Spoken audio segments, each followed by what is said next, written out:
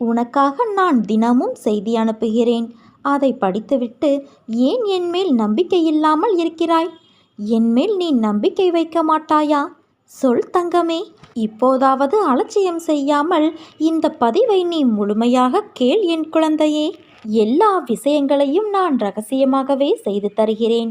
யாருடைய கண்களில் கண்ணீர் துளிகள் கசிந்து உருகி ஓடுகின்றனவோ அவர்கள் ஆத்மார்த்தமாக வேண்டுகிறார்கள் என்று அர்த்தம். மற்றவர்கள் அந்த அவசியத்தில் இல்லை என்பதால் மேம்போக்காக வேண்டுகிறார்கள்.